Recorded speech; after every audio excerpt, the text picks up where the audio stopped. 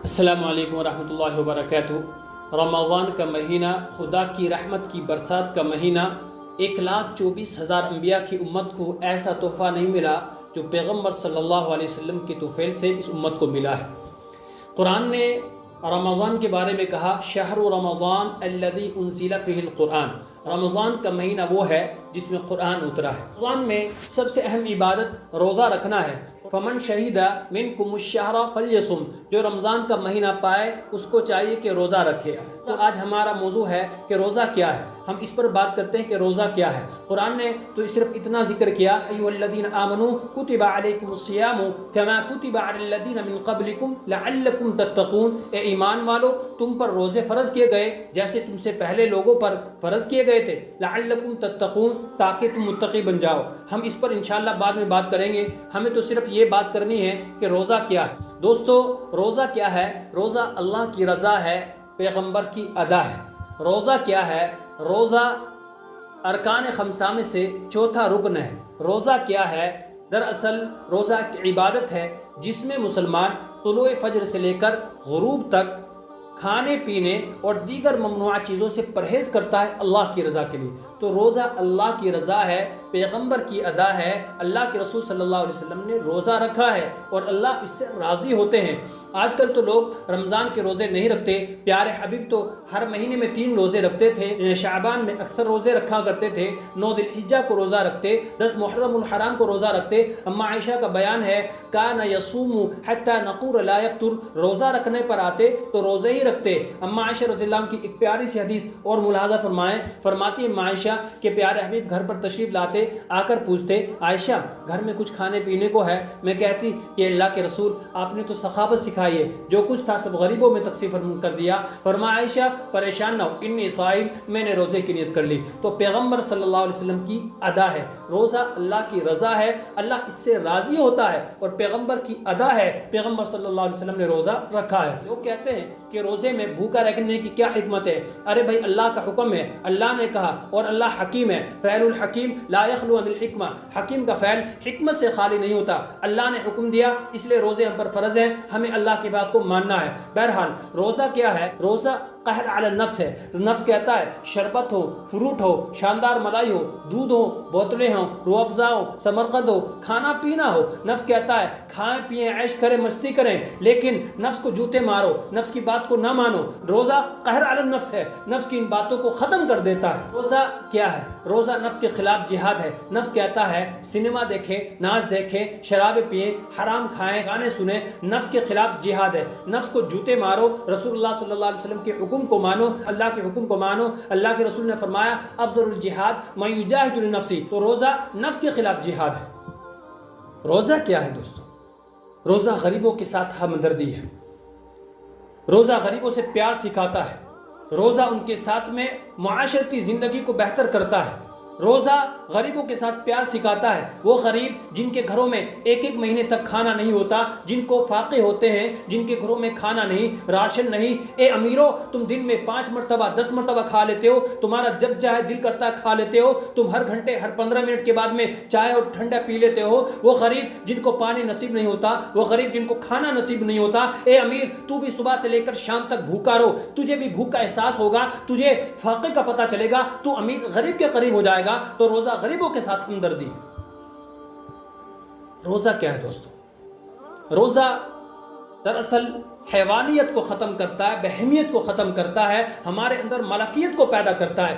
یہ کھانا، یہ پینا، شراب پاخانہ حیوانیت ہے، یہ بہیمیت ہے۔ یہ گائیں، یہ بکریاں، یہ بھیڑیں ہر وقت کھاتی رہتی ہیں، مینگنیاں کرتی رہتی ہیں، گندگی کرتی رہتی ہیں۔ تم نے 11 مہینے حیوانیت کو پالا، تم نے 11 مہینے بہیمیت کو پالا۔ اگر تم کھانے پینے میں بڑھ گئے تو ان جانوروں سے آگے بڑھ جاؤ گے۔ لیکن فرشتے کھاتے نہیں، پیتے نہیں، اللہ کی عبادت کرتے ہیں۔ تو اللہ کی عبادت 1 مہینہ کرو تو تم اگر کھانے پینے میں بڑھو گے تو جانوروں سے آگے بڑھ جاؤ گے۔ لیکن اگر تم نے اپنے اندر کو کھانے سے پینے سے پاک رکھا اور اللہ کی عبادت میں لگے تو تم فرشتوں کے قریب ہو جاؤ گے۔ تو حیوانیت کو ختم کرتا ہے، بہیمیت کو نمٹا دیتا ہے، اور ملکیت یعنی فرشتوں کی صفت پیدا کر دیتا ہے۔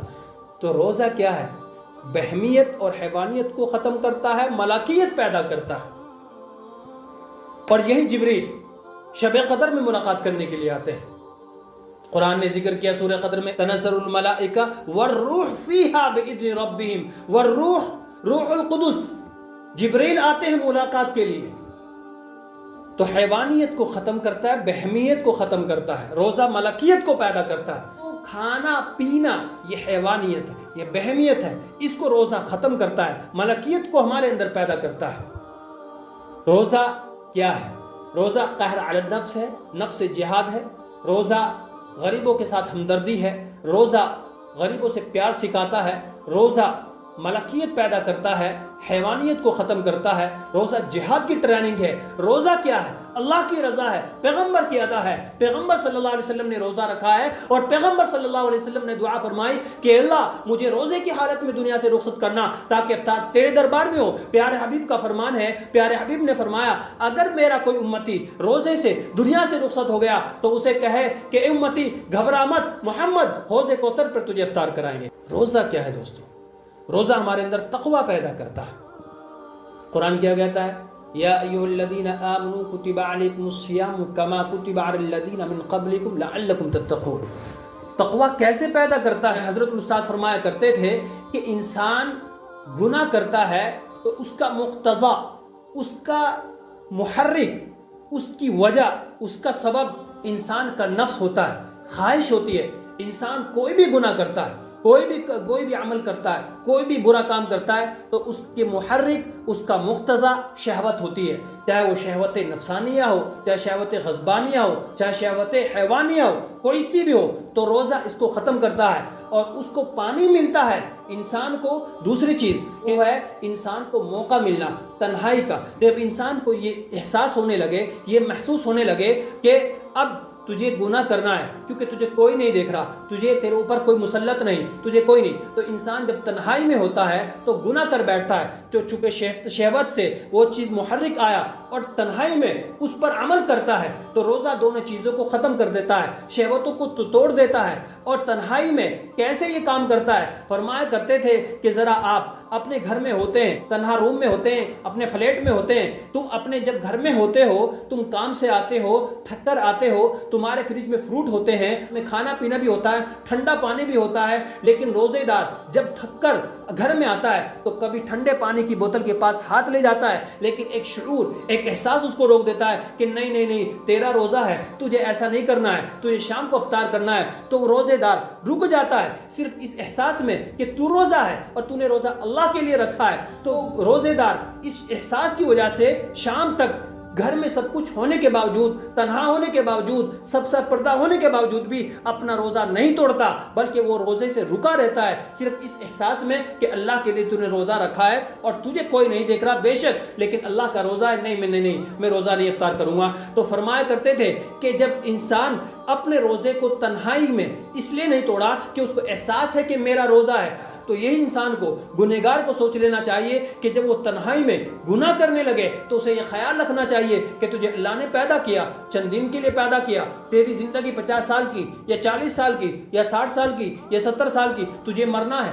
اللہ کے حضور میں حاضر ہونا ہے، تو گناہ سے رک جا، کیونکہ تنہائی انسان کی گناہوں کو عملی جامہ پہنا دیتی ہے۔ اسی کو فرمایا لعلکم تتقون۔ تو تقوی کا حصول اس سے ہوتا ہے، اور یہی تو ہے کہ تنہائی میں گناہ سے بچ جانا۔ روزہ کیا ہے؟ اسلام کی روح ہے، اخلاص کا سبق ہے۔ اخلاص کس کو کہتے ہیں؟ اخلاص تو یہ ہے کہ کوئی بھی دنیا کا عمل ہو یا کوئی بھی کام ہو، صرف اللہ کی رضا کی حصول کی خاطر انجام دینا بغیر کسی ریا کے اور اس کے۔ روزہ بھی ہمیں یہی سبق دیتا ہے کہ میں نے روزہ رکھا، میں آپ کے سامنے بات کر رہا ہوں، میں آپ کے سامنے باتیں کر رہا ہوں، تقریر کر رہا ہوں، لیکن آپ کو کیا پتا میرا روزہ ہے یا نہیں ہے؟ آپ کو نہیں پتا، لیکن میرے اللہ کو پتا ہے کہ میں نے روزہ رکھا یا نہیں۔